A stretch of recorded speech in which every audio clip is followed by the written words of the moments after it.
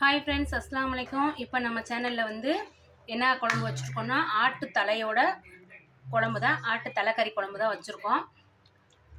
ரொம்ப சுவையாக டேஸ்டான ஒரு இதில் வச்சுருக்கோம். இது எப்படி வச்சுருக்கேன்னு சொல்லிட்டு வாங்க வீடியோக்குள்ளே போகலாம்.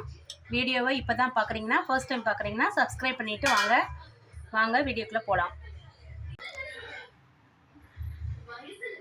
இப்போ நம்ம சேனலில் வந்து தலைக்கறி குழம்பு தான், ஆட்டு தலையோட குழம்பு தான் நம்ம வைக்க போகிறோம்.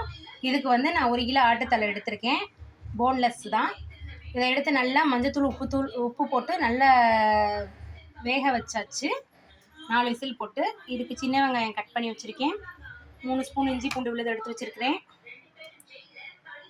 3 தக்காளி அரைச்சி எடுத்து வச்சுருக்கேன் பேஸ்ட்டாக.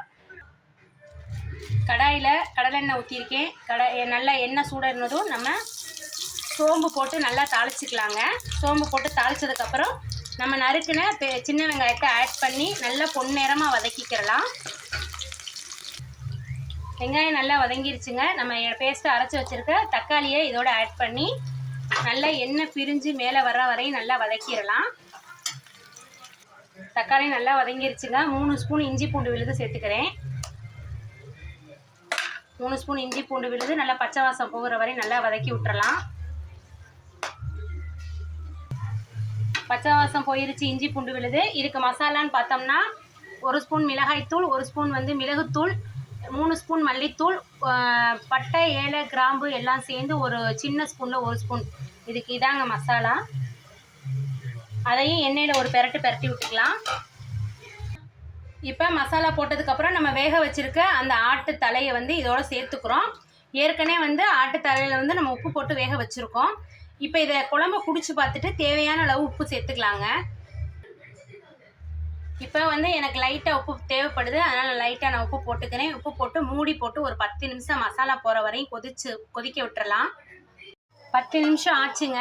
இப்போ நல்லா குழம்பு கொதிச்சு வந்துருச்சு. மசாலா வாசனை எல்லாமே நல்லாவே போயிடுக்கும், சூப்பராக இருக்கும். இதே மாதிரி சுவையில் நீங்களும் வச்சு பாருங்கள். இதே மட்டும் தலைக்கறி குழம்பு மட்டும் இந்த மாதிரி பொடி போட்டு வச்சு பாருங்கள், ரொம்ப டேஸ்ட்டாக இருக்கும். தேங்காய் ஊற்றக்கூடாது, தேங்காய் ஊற்றுனீங்கன்னா கவுச்சி ஸ்மெல் வரும்.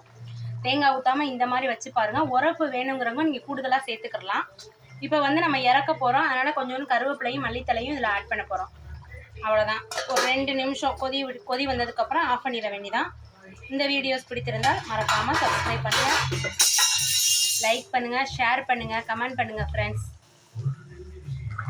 சப்ஸ்கிரைப் பண்ணாதவங்க சப்ஸ்கிரைப் பண்ணிவிட்டு எங்கள் சேனலுக்கு சப்போர்ட் பண்ணுங்கள் ஃப்ரெண்ட்ஸ். தேங்க்யூ.